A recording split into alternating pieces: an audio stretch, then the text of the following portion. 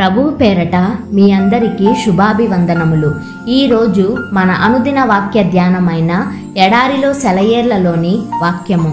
ముసియా దగ్గరకు వచ్చి బితూనియాకు వెళ్ళుటకు ప్రయత్నము చేసిరి గాని యేసు యొక్క ఆత్మ వారిని వెళ్ళనీయలేదు.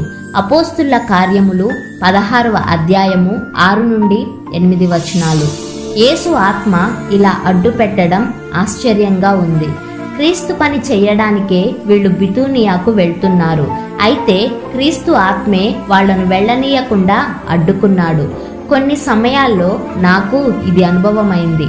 ఉపయోగకరమైన పనులు చేస్తూ ఉంటే ఏదో ఒక ఆటంకం వచ్చేది. వెనక్కు తిరిగిపోయేలా బలవంతం చేసి ఎక్కడో ఎడారి భూముల్లోకి, ఒంటరితనంలోకి వెళ్ళగొట్టేది.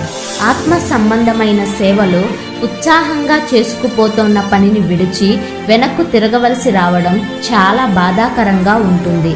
అయితే ఆత్మ సంబంధమైన పని చేయడం ఒక్కటే కాదు, వేచి ఉండడం కూడా సేవించడమే అని గుర్తు చేసుకున్నాను. దేవుని రాజ్యంలో ఒళ్ళు వంచి పనిచేయడానికి సమయం ఉంది. పని మానుకుని కనిపెట్టవలసిన సమయం కూడా ఉంది. కొంతకాలం ఏకాంతంలోకి వెళ్ళడం అనేది మానవ జీవితంలో అత్యంత ఉపయోగకరమైనదని అర్థం చేసుకోవాలి. నాకు ప్రియమైన ఎన్నో బితూనియాలను నేను దర్శించకుండా వదలవలసి వచ్చిన దాన్ని బట్టి దేవునికి కృతజ్ఞతలు చెప్పడం నేర్చుకున్నాను. పరిశుద్ధాత్మ నడిపింపులో నిలిచి ఉందాం. ఏ విధంగానైనా ఉపయోగపడాలని తహతహలాడుతూ ఉండే నిరాశలు ఎదురవుతూ ఉండవచ్చు. ఈనాడు సేవ చేయడానికి ద్వారం తెరవబడి ఉండవచ్చు. అయితే ప్రవేశించడానికి ముందడుగు వేస్తే అది మూసుకుపోవచ్చు. చేతులు కట్టుకొని కూర్చోవలసిన సమయాల్లో మరొక ద్వారాన్ని కనుక్కోగలిగేందుకు దేవుడు సహాయపడతాడు. దేవుని సేవకి అవరోధం కలిగినప్పుడెల్లా ఆయనను మరో విధంగా సేవించడానికి అవకాశాలు కనిపిస్తాయి.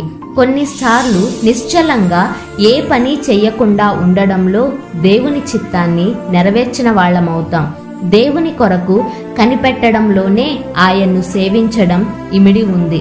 ఆత్మ నన్ను వెళ్ళవద్దని అడ్డగించినప్పుడు నేనేమీ అభ్యంతరాలు చెప్పను. దేవుని నడిపింపు అర్థం కానప్పుడు, ఏ పని లేకుండా కాలం గడిచినప్పుడు నాకు ఉద్బోధించే మెల్లని స్వరాన్ని వింటాను. దేవుడు నమ్మదగినవాడు. కేవలం వేచి ఉంటాను.